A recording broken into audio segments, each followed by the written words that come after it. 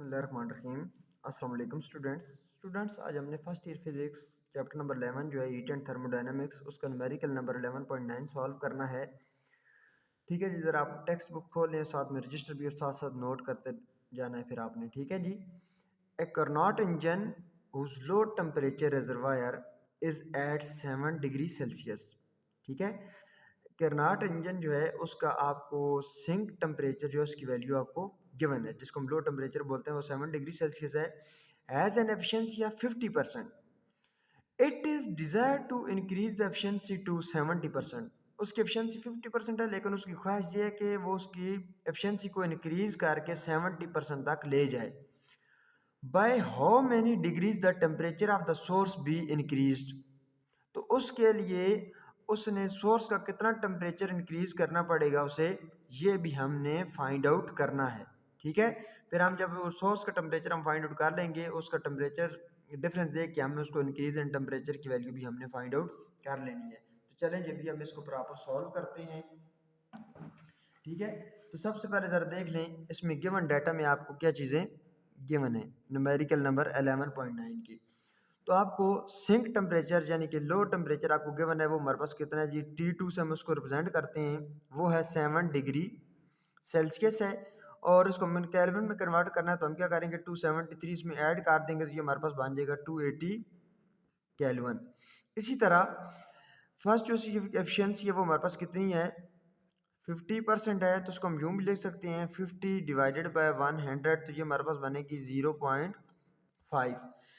तो सेकंड जो उसकी एफिशिएंसी हमारे पास उसकी डिज़ायर है कि वह उसकी इंक्रीज़ करे, तो उसकी एफिशिएंसी कितनी बन जाए 70%। तो उसको हम लिख सकते हैं जी 70 डिवाइडेड बाय 100, तो ये इसकी वैल्यू हमारे पास बनेगी 0.7। ठीक है, अभी हमने फाइंड क्या करना है जी, how many degrees the temperature of the source be increase. Source का टेम्परेचर कितनी इंक्रीज होना चाहिए, कितने डिग्री इंक्रीज। तो T1 एक हमने फाइंड आउट करना है जी, ये क्या है जी, सोर्स टेम्परेचर है। अच्छा, एक हमने एफिशिएंसी 50% के लिए फाइंड आउट करना है, एक एफिशिएंसी जब हम उसकी एफिशिएंसी को इंक्रीज करेंगे 70%, तो उसके लिए टेम्परेचर कितना होगा। तो उसको मैं रिप्रेजेंट, एक तो T1 है हमारे पास, उस दूसरे को कह देता हूँ T1 प्राइम, उसकी वैल्यू कितनी आएगी जब हम एफिशिएंसी को इंक्रीज करेंगे तो। ठीक है, तो इंक्रीज इन टेम्परेचर हमने फाइंड आउट करना है, और वो किसकी इक्वल होगा, T1 प्राइम माइनस T1, ये चीज़ भी हमने फाइंड आउट करनी है जी। ठीक है, तो फार्मूला हम जब यूज़ करेंगे उसकी वैल्यू हमारे पास क्या है, eta is equal to 1 minus T2 by T1। जब हम एफिशिएंसी 50% की बात करेंगे, यहाँ पर हम डिवाइडेड बाय T1 लेंगे, T1 प्राइम नहीं, ये T1 प्राइम उसके लिए जब हमारे पास एफिशिएंसी 70% होगी, तभी ये वैल्यू यहाँ पर पुट कर लें। जब हमारे पास एफिशिएंसी कितनी थी जी, 50%, जिसको हम लिख सकते हैं 0.5 भी, which is equal to 1 minus T2 की वैल्यू हमारे पास कितनी है 280 बाय T1।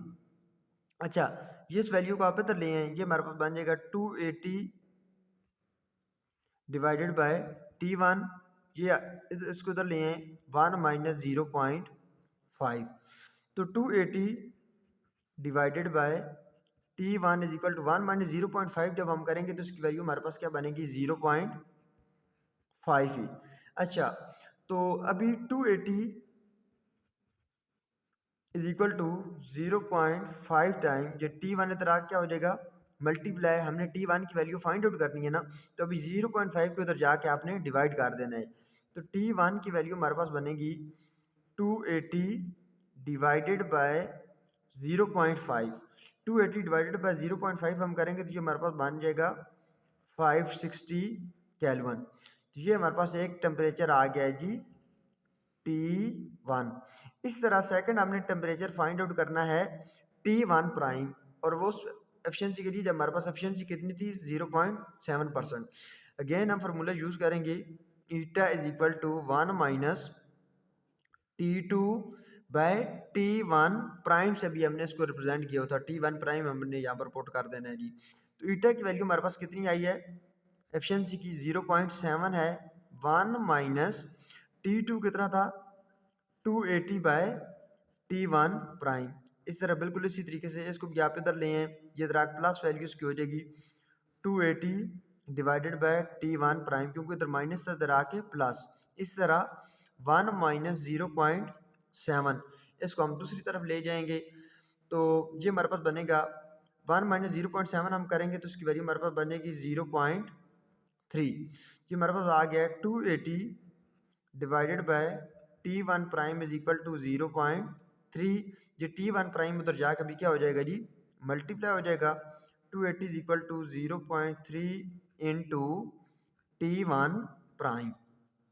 अभी ये वैल्यू इधर ला कर डिवाइड कर दें तो T1 प्राइम की वैल्यू हमारे पास बनेगी 280 डिवाइडेड बाय 0.3। जब आप इसको कैलकुलेटर की मदद से सॉल्व करोगे तो उसकी वैल्यू हमारे पास आएगी 933.33 केल्विन। ठीक है जी, T1 प्राइम की वैल्यू हमारे पास ये आ जाएगी। हमने फाइंड आउट क्या करना है कि इंक्रीज इन टेम्परेचर, हम कितना टेम्परेचर इंक्रीज करेंगे कि हमारे पास उसकी एफिशिएंसी जो है वो 70% आए। इंक्रीज इन टेम्परेचर, ठीक है। तो increase in temperature find out करने के लिए हम यहाँ पर टेम्परेचर डिफरेंस देखेंगे, यानी कि T1 प्राइम में से हम T1 को माइनस कर देंगे तो T1 प्राइम की वैल्यू हमारे पास है, T1 प्राइम की वैल्यू हमारे पास क्या 3 से इंक्रीज इन टेम्परेचर उसकी वैल्यू हमारे पास है जी T1 प्राइम की है 933.33 माइनस T1 की वैल्यू हमारे पास कितनी है 560। तो ये हमारे पास वैल्यूज क्या आ जाएगी 373.33 केल्विन। ये हमारे पास इंक्रीज इन टेम्परेचर की वैल्यू होगी। इसी तरह न्यूमेरिकल नंबर 11.10 है, उसमें क्या गिवन है हमें A steam engine has a boiler that operates at 450 Kelvin. The heat changes water to steams, which drives the piston. The exhaust temperature of the outside air is about 300 Kelvin. ठीक है, ये हमारे पास sink temperature है और ऊपर हमें source temperature given था। What is the maximum efficiency of the steam engine, उस स्टीम इंजन की मैक्सिमम एफिशिएंसी क्या है वो हमने फाइंड आउट करनी है। तो सोर्स टेम्परेचर हमारे पास है जी, उसकी वैल्यू कितनी है 450 केल्विन। इस तरह सिंक टेम्परेचर T2 हमारे पास है 300 केल्विन। टू फाइंड हमने क्या करना है उसकी एफिशिएंसी, एफिशिएंसी ईटा उसकी वैल्यू हमारे पास कितनी आएगी। तो फार्मूला हमारे पास जो यूज़ होता है वो ज़रा देख लें बेटा जी, वो किसकी इक्वल होगा eta is equal to 1 minus T2/T1। तो ईटा किसकी इक्वल होगा 1 माइनस T2 की वैल्यू हमारे पास कितनी है जी 300 और T1 की वैल्यू हमारे पास कितनी है 450। ठीक है, ये हमारे पास बन जाएगा eta is equal to 1 minus 2/3। 2/3 हम इसको मल्टीप्लाई ये डिवाइड ऊपर कर देंगे 2 इंटू 3, तो ये हमारे पास बन जाएगा 1 माइनस 2/3 के इक्वल। तो ईटा यहाँ पर फिर वो नीचे वही एलसीएम वाली बात आ जाती है जी, 1 का टेबल 3 पे 3 दफ़ा 3 1 जार 3 माइनस 2, ये हमारे पास बन जाएगा 1/3 के इक्वल। ठीक है, तो 1/3 अभी इसकी एफिशिएंसी आ गई। एफिशिएंसी परसेंटेज अगर हमने इसकी फाइंड आउट करनी है तो हम क्या कर देंगे, इस 1/3 को हम मल्टीप्लाई कर देते हैं जी 100 के साथ, तो इसकी एफिशिएंसी हमारे पास बन जाएगी 33%। तो उसकी एफिशिएंसी परसेंटेज हमारे पास कितनी बन जाएगी 33%।